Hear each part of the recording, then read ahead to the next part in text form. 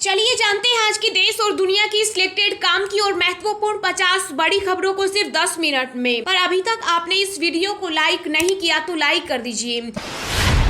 भारत के 49वें प्रधान न्यायाधीश बने जस्टिस उदय उमेश ललित राष्ट्रपति द्रौपदी मुर्मू ने दिलाई शपथ, पीएम मोदी भी रहे मौजूद।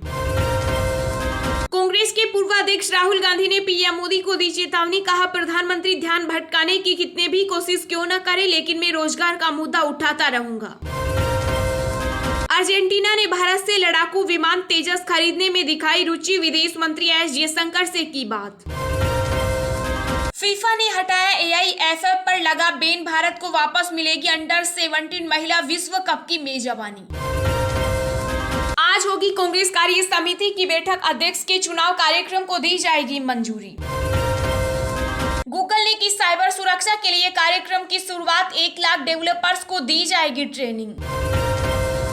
शराब नीति पर कांग्रेस का आरोप, कांग्रेस नेता अजय माकन ने कहा दिल्ली में हुआ मास्टर प्लान का उल्लंघन, रिहायशी इलाकों में खुले 90% शराब के ठेके। हर नुक्कड़ पर मस्जिद जरूरी नहीं, राज्य में बंद किए जाएं सभी अवैध धार्मिक स्थल व मजहब, हाई कोर्ट। पीएम मोदी ने अटल ब्रिज का किया उद्घाटन, कहा आत्मनिर्भरता का प्रेरणा स्रोत बनेगा खादी। गुलाब नबी आजाद के इस्तीफे पर बोले मनीष तिवारी, हंसी आती है जब कांग्रेस के बारे में चपरासी देते हैं ज्ञान। नीरज चोपड़ा ने की धमाकेदार वापसी, लूसा ने डायमंड लीग का खिताब जीतकर रचा इतिहास।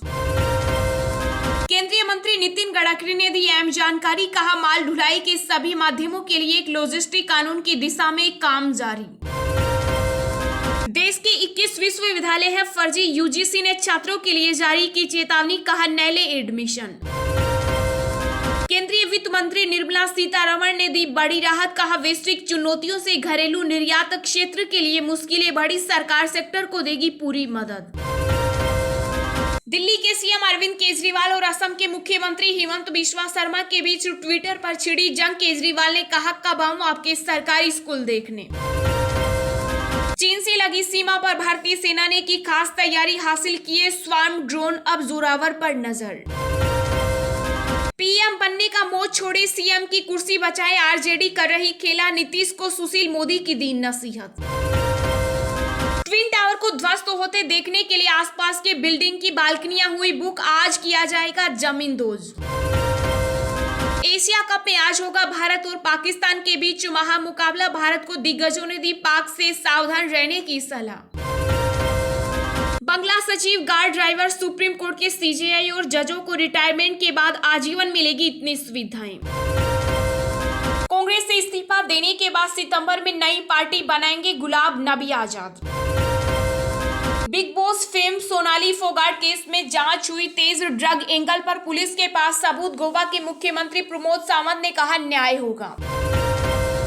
बिहार के भ्रष्ट इंजीनियर के घर में रुपयों की खदान, छापेमारी में मिला 5 करोड़, केस देकर आंखें चौंधिया गई। सिग्नेचर पर फिट हनी 45 फाइलों पर नहीं थे सीएम केजरीवाल के हस्ताक्षर, एलजी ने लौटाई फाइलें। अमित शाह ने छत्तीसगढ़ में किया एनआईए ऑफिस का उद्घाटन, सीएम बघेल बोले जल्द खत्म होगा नक्सलवाद। बंगाल में नेताओं की गिरफ्तारी पर मचा बवाल, बीजेपी और टीएमसी में तकरार। ओम बिरला ने भारतीय लोकतंत्र की खासियत बताई, बोले भारत जब कुछ कहता है तो दुनिया ध्यान से सुनती है। पीएम मोदी के गुजरात दौरे से पहले भारत की सीमा में मिली संदिग्ध पाकिस्तानी बोट, एक्शन में आई बीएसएफ। पश्चिम बंगाल में राशन की दुकानों से शुरू होगी बैंकिंग और डाक सेवाएं। आतंकवाद में इस्तेमाल होता है हलाल मांस का पैसा, एमएनएस ने दी आंदोलन की चेतावनी। अर्जेंटीना ने की भारत की आगामी G20 प्रेसिडेंसी के लिए अपने समर्थन की पुष्टि। आपके चुनाव पूर्व वादे चाइनीज सामान की तरह, खरीदार पछताएंगे, गुजरात बीजेपी अध्यक्ष CR पाटिल। आईएमडी ने जारी किया हिमाचल, उत्तराखंड समेत कई राज्यों में अगले 4 दिनों तक भारी बारिश का अलर्ट, यहां जानिए अपने प्रदेश का हाल। झारखंड के सीएम हेमंत सोरेन ने बोला बीजेपी पर हमला, कहा आदिवासी का बेटा हूं, न कभी डरा हूं न कभी डरूंगा। एस जयशंकर और अर्जेंटीना के विदेश मंत्री के बीच द्विपक्षीय सहयोग बढ़ाने पर हुई चर्चा। पूर्व क्रिकेटर मिताली राज ने बीजेपी अध्यक्ष जेपी नड्डा से हैदराबाद में मुलाकात की। के कामकाज में गुणात्मक सुधारने का किया आह्वान।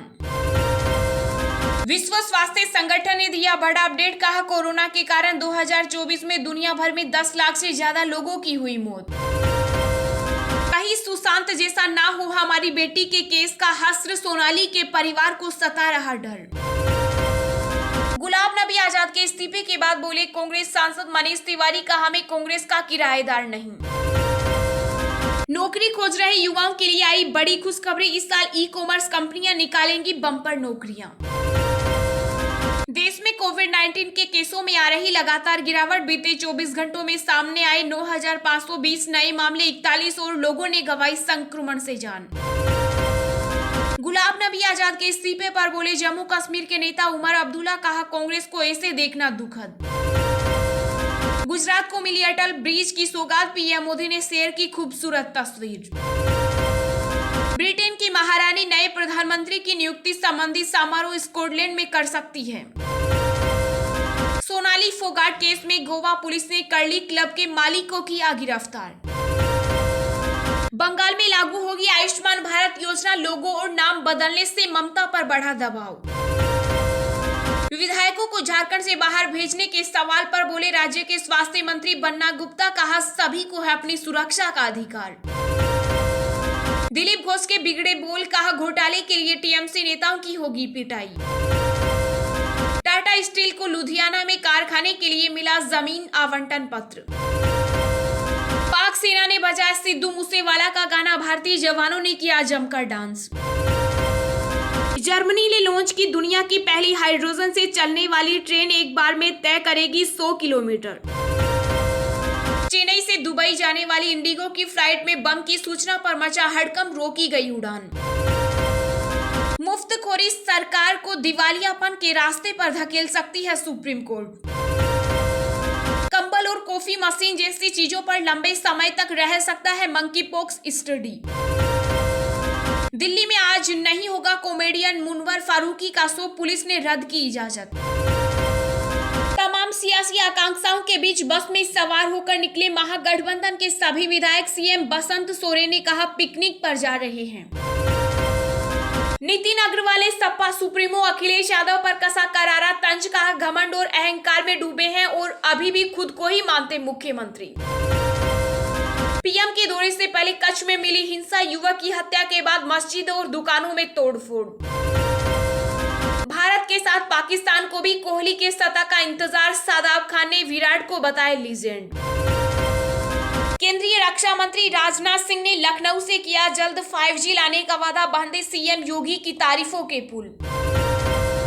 बीजेपी आरजेडी आमने सामने आई, डिप्टी सीएम तेजस्वी यादव पर अधिकारियों को धमकाने का लगाया आरोप। चलिए अब जानते हैं जो आम आदमी के काम की और फायदेमंद खबरें हैं उनको विस्तार से। पर इससे पहले अभी तक आपने इस वीडियो को लाइक नहीं किया तो लाइक कर दीजिए।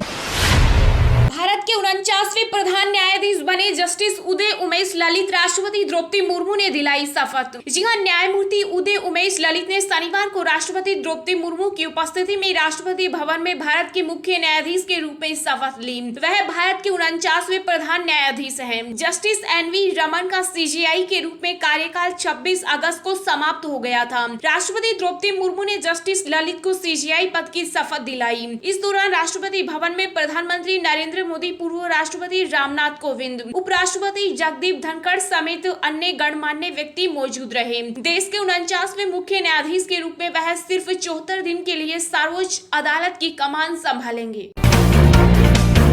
IMD ने जारी किया हिमाचल, उत्तराखंड समेत कई राज्यों में अगले 4 दिनों तक भारी बारिश का अलर्ट। यहाँ जानिए अपने प्रदेश का हाल। जी हां, मौसम विभाग ने कई राज्यों में भारी बारिश का अलर्ट जारी किया। मध्य प्रदेश, छत्तीसगढ़, पश्चिम बंगाल, बिहार, उत्तर प्रदेश, हिमाचल, उत्तराखंड समेत देश के कई राज्यों में अगले कुछ दिन तक बारिश का अलर्ट जारी रहेगा। भारी बारिश के चलते राजस्थान, मध्य प्रदेश समेत कई राज्यों में बाढ़ जैसे हालत बने हुए हैं। बिहार, बंगाल और यूपी के कुछ हिस्सों में आज और कल भारी बारिश की भविष्यवाणी की गई। प्रयागराज में गंगा यमुना का पानी खतरे के निशान के पास पहुंच गया, जिसकी वजह से शहर की निचली कॉलोनियों में लगातार पानी बढ़ता जा रहा है। गंगा और यमुना में आई बाढ़ से करीब 3 लाख की आबादी प्रभावित हुई। शहर के 35 मोहल्ले और 115 गांव बाढ़ के पानी से घिर गए। वहीं राहत शिविरों में 2400 लोग शरण ले चुके हैं।